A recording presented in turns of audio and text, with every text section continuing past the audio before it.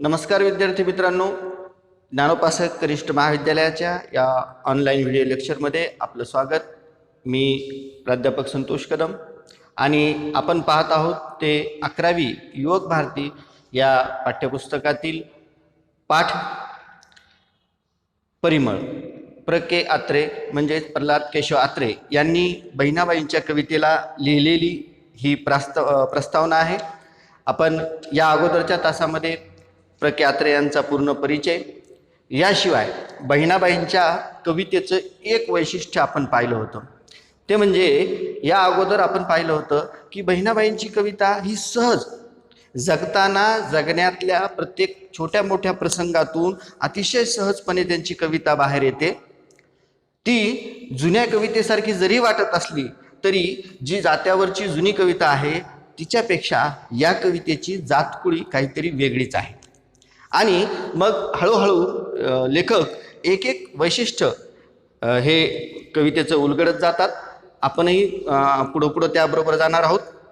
पुढं सांगताना लेखक म्हणतो, बहिणाबाईच्या काव्याचे एवढेच वैशिष्ट्य नाही, मानवी जीवनाकडे बघण्याचं एक स्पष्ट आणि प्रभावी तत्वज्ञान त्यांच्याजवळ होतं. एखाद्या बुद्धिमान तत्वज्ञानी किंवा महाकवीची जणू काही प्रतिभाच त्यांना प्राप्त झालेली होती.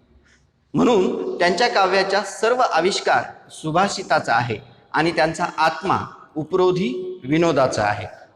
बघा, या छोट्याशा पॅरेग्राफमधून लेखकानं बहिणाबाईंच्या कवितेची 4 वैशिष्ट्ये सांगितलेली आहेत. म्हणजे बहिणाबाई फक्त जे दिसलं किंवा जगताना त्याचा अनुभव आला त्याच्यावरच काव्य करत होत्या असं नाही, तर कुठलंही काव्य आकाराला येण्यासाठी किंवा एखादी पाहिलेली घटना किंवा ज्याला आपण विचार म्हणू तो मांडण्यासाठी तुमच्याकडं एक जीवनाकडं बघण्याचं स्पष्ट तत्वज्ञान असावं लागतं. आणि हे तत्वज्ञान बहिणाबाईंकडं होतं.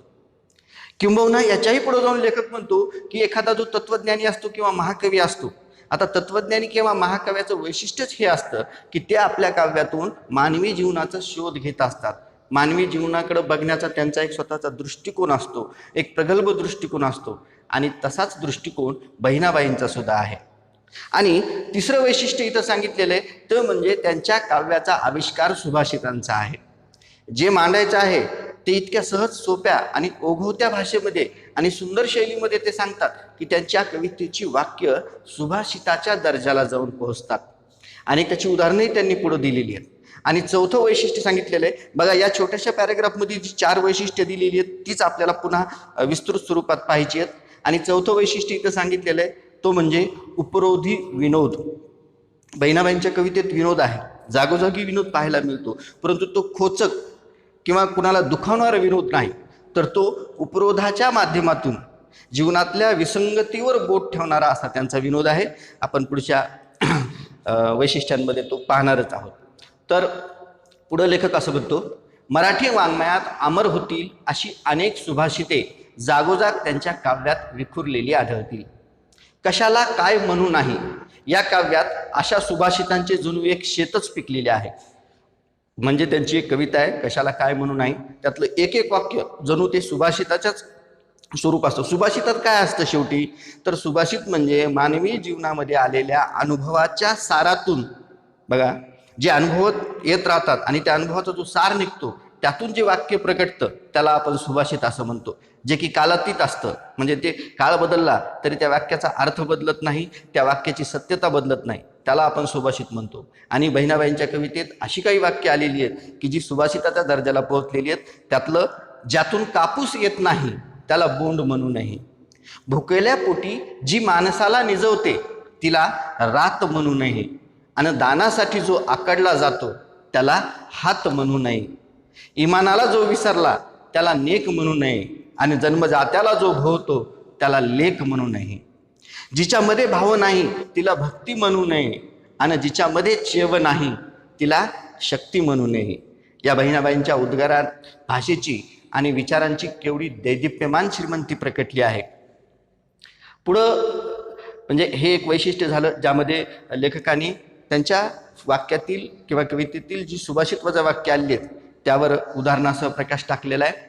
आणि त्यांचं तत्वचिंतन किती मोठं आहे बघा. ते तत्वचिंतन कसं महाकवीला जवळ जाणार आहे मन पाखरू पाखरू त्याची काय सांगू मात, मन पाखरू पाखरू त्याची काय सांगू मात, आता होतं भुईवर गेलं गेलं आभायात. मानवी मन आहे ना, त्या मानवी मनाचा शोध घेत आहेत. सगळ्या साहित्याचाही तोच असतो, मानवाचा शोध घेत जाणं. महाकवी यापेक्षा वेगळं काय करू शकले असते. इतकी सुंदर कविता बहिणाबाईंनी लिहिलेली आहे. हा भाषेचा आणि विचारांचा हृदयंगम मासला कुठे आढळून येईल काय. म्हणजे जिथं भाषा आणि विचार हे दोन्हीही प्रगल्भ असतात त्यावेळेस असा सुंदर मासला असं प्रकरण जन्माला येतं, जे बहिणाबाईंच्या कवितेच्या स्वरूपाने आलेलं आहे. आणखी एक त्यांनी सांगितलंय की कसं जीवनाविषयीचं तत्वज्ञान बहिणाबाई किती सोप्या शब्दातून सांगतात. सर्व धर्म म्हणजे इतिहासातली आजपर्यंतची सर्व धर्म माणसाला या सगळ्या आसक्तीतून दूर होऊन, म्हणजे सगळे काही व्यवहार देण्याघेण्यासाठी नसतात. जो माणूस या देण्याघेण्याच्याच व्यवहारामध्ये अडकला तो जीवनाचा आनंद घेऊ शकत नाही. आणि हे सांगताना बहिणाबाईंनी किती सुंदर सांगितलंय बघा, की जीवनात कधी शुद्ध प्रेम म्हणजे ज्या प्रेमात देण्याघेण्याचा व्यवहार नसतो, असं हे जे प्रेम असतं तेच शेवटी आयुष्याच्या शेवटपर्यंत जातं आणि ते आयुष्याचं सार असतं. मतलब किंवा देणं घेणं हा व्यवहार तिथं असता कामा नाही. नको लागू जीवा सदा मतलबा पाठी, नको लागू जीवा सदा मतलबा पाठी, हिरिताचं देणं घेणं नाही पोटासाठी, हिरिताचं देणं घेणं नाही पोटासाठी. ऊन वारा आणि पाऊस खात पिके शेतात उभी असतात. कशासाठी? भुकेल्यांच्या पोटात आम्हाला लवकर जाऊ दे रे असा मनामध्ये ती देवाचा धावा करत असतात. माणसांचे खोटे नाटे व्यवहार बघून तर बोरी बाबळींच्या अंगावरही काटे आले, तरी देखील माणसावर उपकार करण्यासाठी त्यांच्या शेताभोवती आपल्या शरीराची त्या कुंपणे करतात. पोट कितीही भरले तरी ते शेवटी रिकामे होणारच आणि शरीर तर कधी ना कधीतरी निघून जाणारच. मागे जे शिल्लक राहणार आहे ते फक्त हृदयाचं देणं घेणं, दुसरे काही नाही.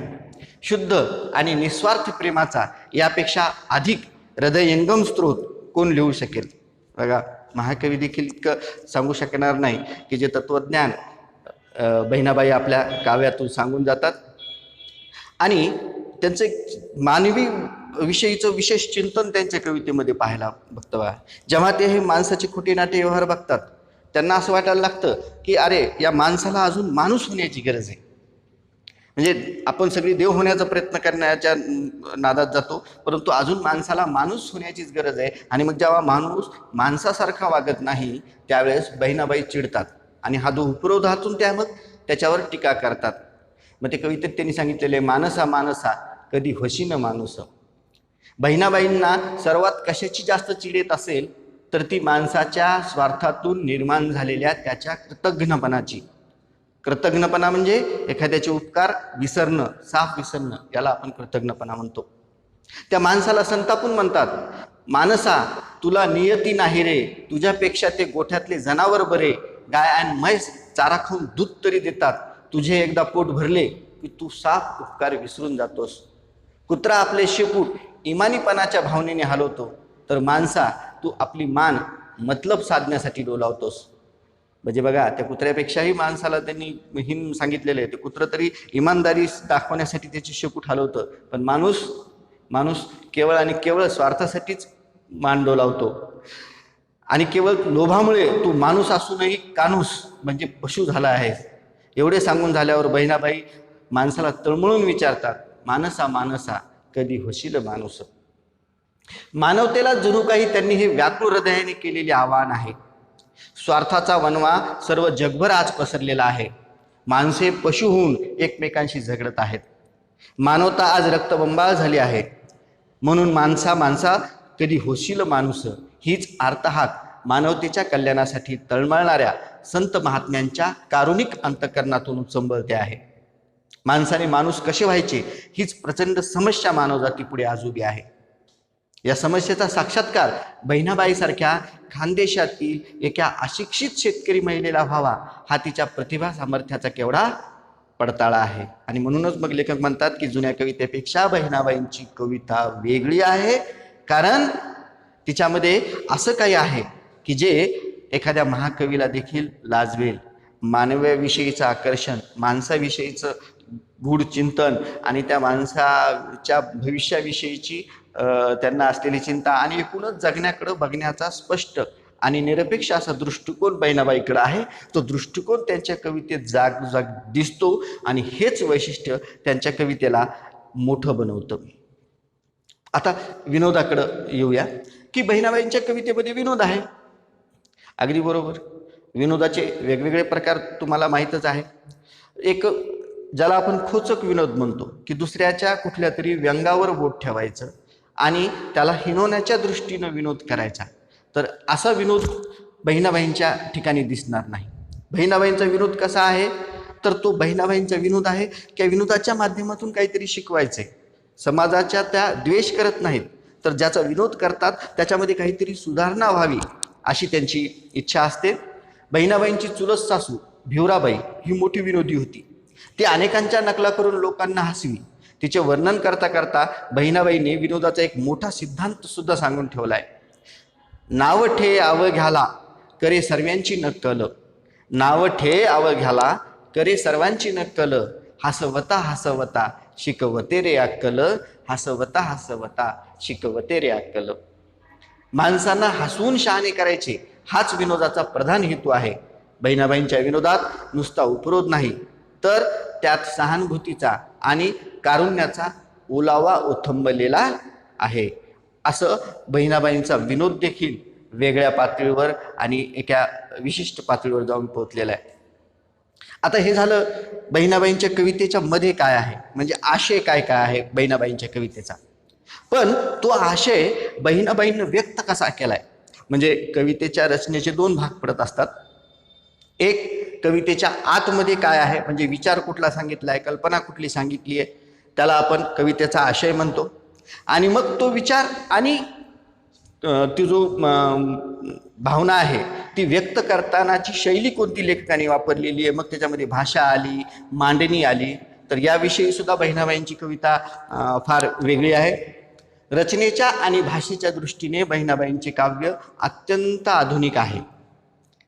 बघा, म्हणजे साहजिक ज्यावेळेस आपण आशय ज्या प्रकारचा वजनदार असतो, तर त्याची अभिव्यक्ती सुद्धा तितक्याच दर्जेदारपणे होत असते. साहजिकच बहिणाबाईंच्या काव्याचा आशय हा दर्जेदार आहे, म्हणून त्यांची अभिव्यक्ती देखील तितकीच दर्जेदार झालेली आहे. प्रत्येक काव्यामध्ये एक संपूर्ण घटना किंवा विचार आहे. म्हणजे याला कवीचं ज्याला काय म्हणू आपण स्पष्ट भूमिका आहे. कुठलीही एखादी गोष्ट किंवा एखादा घटना सांगायची तर ती का सांगायची आणि ती पूर्ण घटना सांगून त्याचा परिणाम साध्य करायचा, हा जो असतो त्याला म्हणतात की एक संपूर्ण घटना आली पाहिजे, त्रोटक नको. उदाहरणार्थ त्यांची जी कविता होती शेतीत धान्य पिकल्यापासून, म्हणजे शेतीत पेरणी झाल्यापासून तर धान्य घरापर्यंत येणारी, तर त्याविषयी त्या ईश्वराच्या आगाध सामर्थ्याविषयी त्यांना असलेली दृढ जी ज्याला काय आपण म्हणू त्यांची दृढ श्रद्धा होती ईश्वरावरची, ती त्या काव्यातून व्यक्त झाली आहे. आणि मग ती एक घटना म्हणजे बीज पेरल्यापासून तर घरी पीक येईपर्यंतची ती व्यक्त होते. म्हणजे एका काव्यामध्ये कुठेही त्रोटकपणा नाही, तर एक संपूर्ण घटना दिलेली असते. हा एक वैशिष्ट्य त्यांच्या रचनेचं. दुसरं आहे त्यांचा प्रारंभ आणि अखेर परिणामाच्या दृष्टीने नाट्यात्मक व्हावा याबद्दल त्यांचा कटाक्ष आहे. नाट्यात्मक म्हणजे एका उंचीला जाऊन काहीतरी वेगळं वळण देणं, तिथं वाचक त्याच्यामध्ये जखडला गेला पाहिजे. कविता सुरुवात होताना वाचक तिकडं आकर्षला गेला पाहिजे आणि एकदा सुरुवात झाल्यानंतर त्या आकर्षण कायम टिकून शेवटपर्यंत झाल्या पाहिजे आणि शेवट परिणामकारक झाला पाहिजे. म्हणजे मला जी भावनाने विचार पेरायचा आहे कवितेच्या माध्यमातून, तर त्या कवितेनं त्या वाचकाच्या शेवटाला तो परिणाम साध्य झाला पाहिजे. याला आपण म्हणतो आकर्षक प्रारंभ आणि परिणामकारक शेवट. तर ह्या दृष्टीने देखील त्यांची कविता निसंशय अतिशय उत्तम दर्जाची आहे. शब्दांचा आणि विचारांचा फार विस्तार न करता थोडक्यामध्ये एखादी भावना जास्तीत जास्त प्रभावाने कशी व्यक्त करता येईल याकडे त्यांनी विशेष लक्ष दिलेले आहे. हे तिसरं वैशिष्ट्य मानलं जातं कवितेच्या रचनेविषयीचं, की ज्या वैशिष्ट्यामध्ये भाषेचा कमीत कमी पण परिणामकारक वापर झाला पाहिजे. म्हणजे जर भाषा अधिक झाली तर तो पालढाळ होतो आणि मग जी तुम्हाला नेमकी भावना पकडायची शब्दामध्ये ती निसटण्याची देखील भीती असते. मग त्यामुळे काय करावं लागतं, तर कमीत कमी शब्द आणि जास्तीत जास्त सांगायचं आणि ती प्रभावीपणे सांगायचं. म्हणजे आपण मागे त्यांची कविता बघितली, अरे संसार संसार जसा तवा चुल्यावर, आधी हाताला चटके मग मिळते भाकर. हे किती सुंदर पद्धतीने सांगितले. दुसरी एक कवितेचं त्यांच्या अल्पक्षराचं उदाहरण आहे पहा, ते म्हणजे अरे खोप्यामध्ये खोपा सुगरणीचा चांगला नावाची कविता आहे. त्या सुगरण जशी एक एक काडी आणून खोपा विणते ना, आणि त्यांनी शेवटी सांगितलेलं आहे, इवलीशी चोच इवल तेच हात तेच बोट. ते काय म्हणतात त्या सुगरणीला, इवलीशी चोच तेच हात तेच बोट, मानसा तुला देवाने दिले रे 10 हात 10 बोट. म्हणजे ती सुगरणीला एकच चोच आहे, त्याने ती किती सुंदर तिचा खोपा विणते. तुला तर 2 हात आणि 10 बोट दिलेली आहेत. म्हणजे किती मार्मिकतेनं त्या अतिशय कमी शब्दात हे सांगतात. तर मग हे एक वैशिष्ट्य आहे की भाषेचा फार शब्दांचा कमीत कमी वापर करून जास्तीत जास्त त्यामधून सांगणं. आणि त्यांचं भाषेवरचं प्रभुत्व फार वाखाणण्याजोगं आहे. पहा आता भाषेवरचं प्रभुत्व म्हणजे काय, तर त्याला शब्दशः अर्थ सांगता येईल की भाषेची मालकी. आता भाषेची मालकी म्हणजे काय, भाषा अशी तुम्हाला गोदाममध्ये साठवून ठेवता येते का, एवढी एवढी किलो भाषा माझी मालकीची आहे, तर नाही. मग भाषेचं प्रभुत्व कशाला म्हटलं जातं, भाषेवरची मालकी कशाला म्हटली जाते, तर आपल्याला जे मांडायचं आहे ते नेमकेपणानं आणि योग्य शब्दांच्या माध्यमातून मांडता ज्यावेळेस येतं त्यावेळेस त्याला म्हणतात प्रभुत्व असतं. योग्य वेळेला योग्य शब्द, परिणामकारक शब्द हा वापरता येणं हे भाषेच्या प्रभुत्वाचं लक्षण आहे. आणि हे प्रभुत्व नक्कीच बहिणाबाईंच्या काव्यामध्ये आलेलं आहे. आता आपण या पाठाच्या शेवटाकडे जात आहोत. भाषेबद्दल त्यांनी शेवटच्या पॅराग्राफमध्ये लेखक सांगतात, रसाच्या आणि ध्वनीच्या दृष्टीने कुठेही ओढताना किंवा विरस होईल अशा कौशल्याने त्यांनी सोपे सोपे आणि सुंदर शब्द वापरले आहेत. आता एखादा आनंद घ्यायचा, रस घ्यायचा एखाद्या कवितेमधला, तर तो रसभंग होता कामा नये. म्हणजे कविता वाचतोय आणि अचानक एखादा शब्द समजला नाही आपल्याला, तर मग आपला रसभंग होईल, तो ती आनंद आस्वाद घेण्याची श्रृंखला तुटेल. पण असं बहिणाबाई होऊ देत नाहीत, कारण त्यांनी अतिशय सोपे सोपे शब्द निवडलेत, रोजच्या बोलीभाषेतले शब्द निवडलेत, सर्वसामान्यांना समजतील अशी त्या खानदेशी बोलीतले त्यांचे शब्द आहेत. आणि भाषाही कुठली वापरली आहे, तर त्यांनी ती खानदेशाची वऱ्हाडी भाषा जी आहे ती बोलीभाषा वापरलेली आहे. आणि तिची लज्जत एवढी आहे की त्याच्यामुळं ती कविता आणखी सुंदर झाली आहे.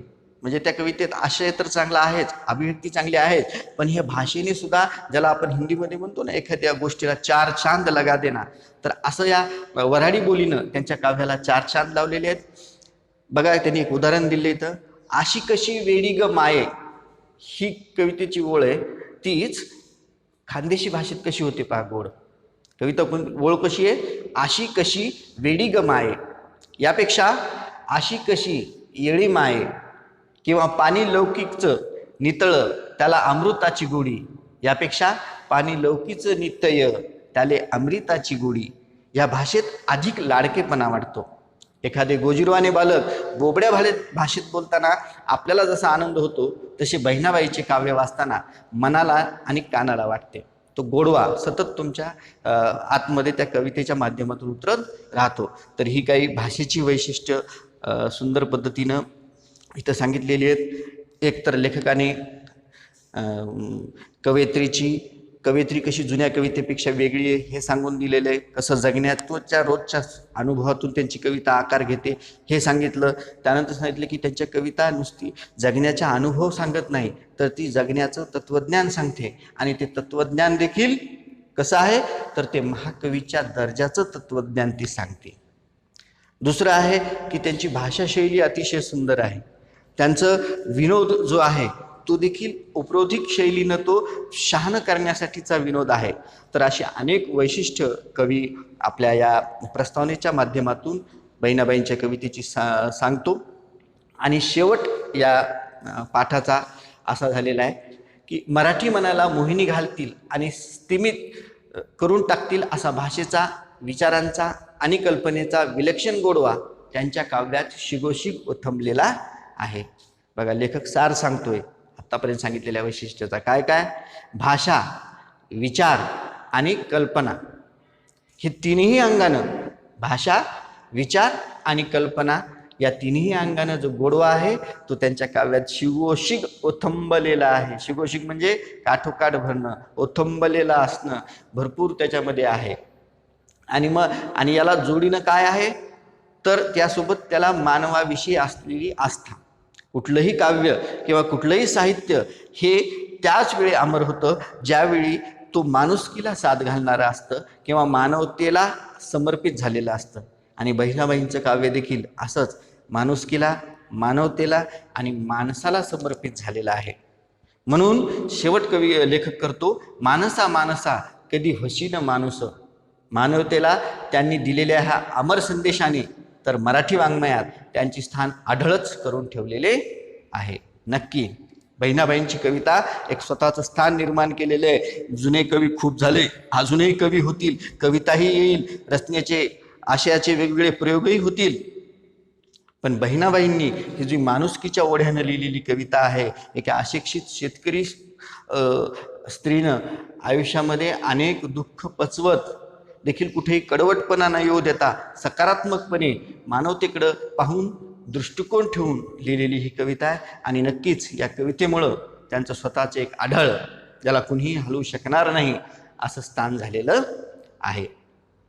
तर विद्यार्थी मित्रांनो, तुम्ही आत्तापर्यंत परिमळ या पाठाच्या माध्यमातून प्र.के. अत्रे यांनी बहिणाबाईंच्या काव्याविषयी काय काय विशेष नोंदवलेत हे आपण पाहिलं. या भागामध्ये आपण इथंच थांबणार आहोत. पुढच्या भागामध्ये मी या पाठावरील कृतींसह तुमच्यासोबत भेटणार आहे.